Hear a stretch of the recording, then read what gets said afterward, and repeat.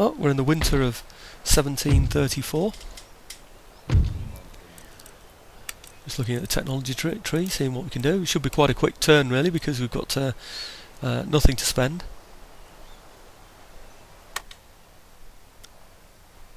We've got these mines here that we're improving, so I'm hoping that we can get some income in the future. Okay, this is the fleet that was sent over. Unfortunately, it's a very low quality fleet. There's only 1 or 2 ships in there, 2 I think, but a large army on it, so we're not going to get much prize money for that, but every little bit that we get at the moment is going to count. What, 1400 prize money perhaps, something like that. Anyway, here we go. I've not shown you the lineup of the ships, of course. I'll just put them in line and group them, and then move them towards the enemy fleet in line.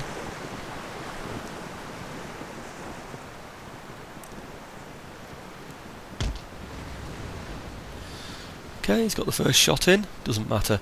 We've got good hull strength on there.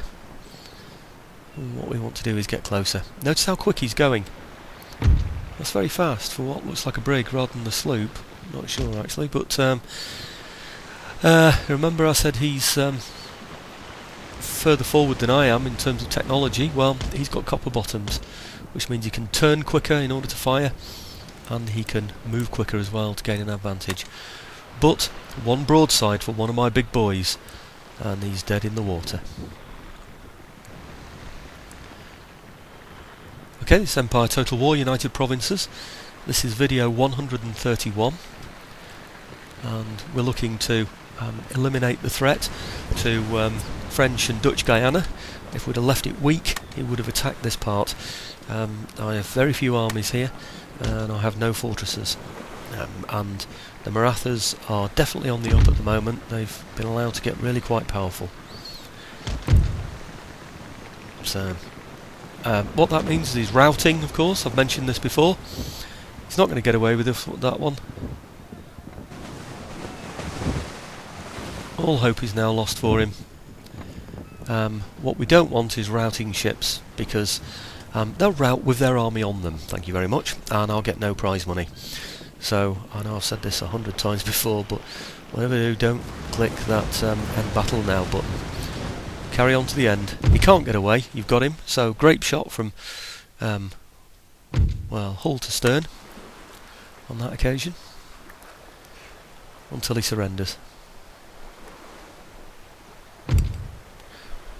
Down he goes. These are the trade routes that I've lost again, remember?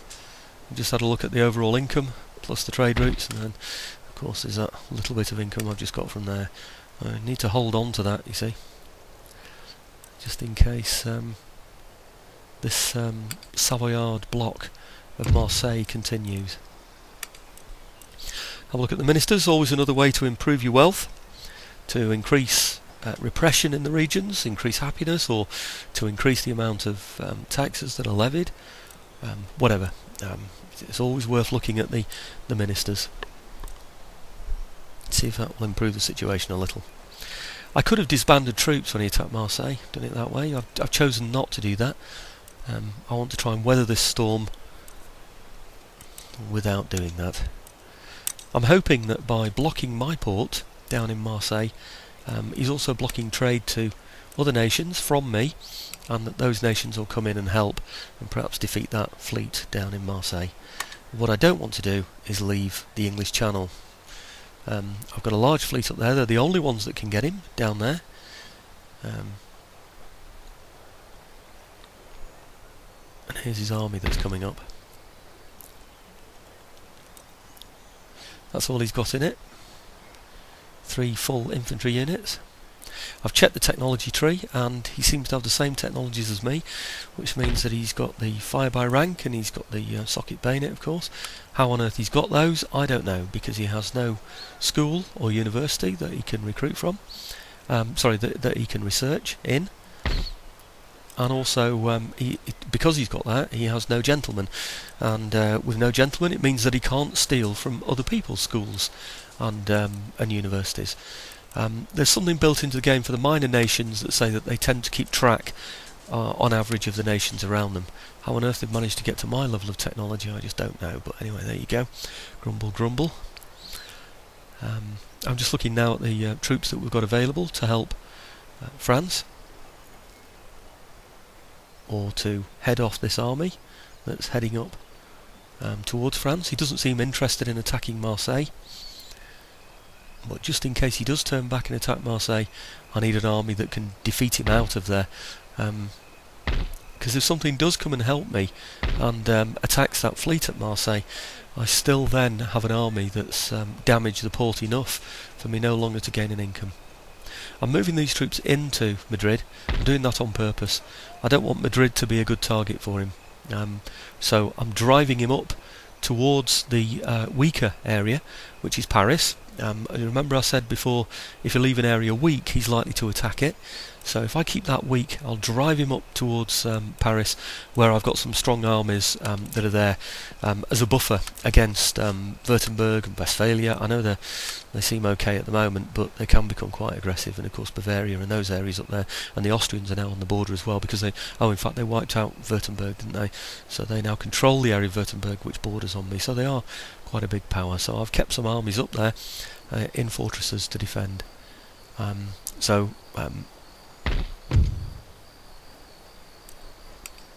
If the enemy goes anywhere, I want him to go towards France. It does look like he's heading that way anyway, doesn't it? But you never know. He might just be going around to wreck the economy. And certainly if I had a decent force in Paris, then I think he would do that. I think he would decide there's no way he's going to take it, and he would just wander around attacking buildings all over the place, and I'd end up chasing him all the way around France. With an army that I can't really afford to put in the field, taking them out of the fortresses in Northern Europe and risking all my territories up there, including Amsterdam as well.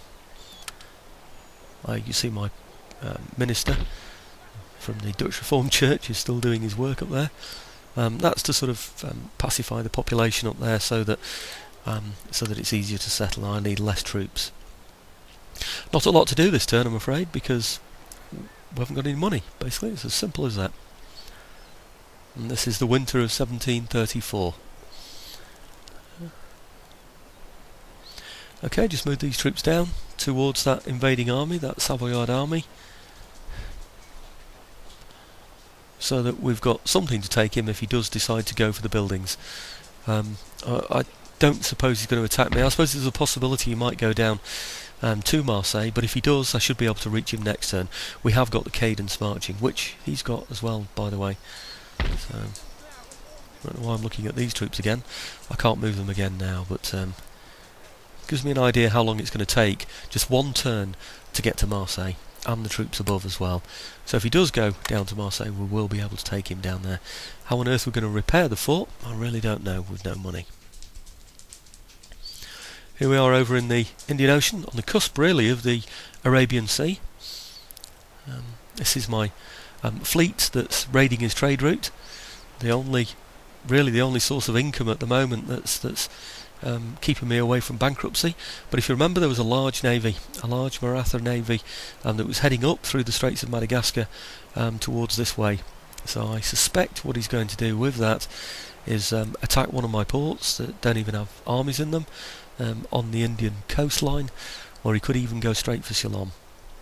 The point is that he's likely to take more income away from me than I am to take from raiding his sea route. So I could really do with finding that navy.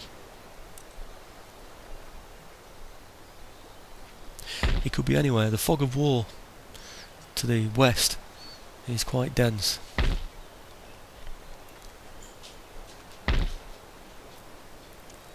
And of course we have a large Maratha army to tackle in the middle. He could go completely past us now into the southern parts of India, wrecking the economy down there as well, where obviously we need to be gaining an income as well. So a bit of a tricky situation for the Dutch at the moment.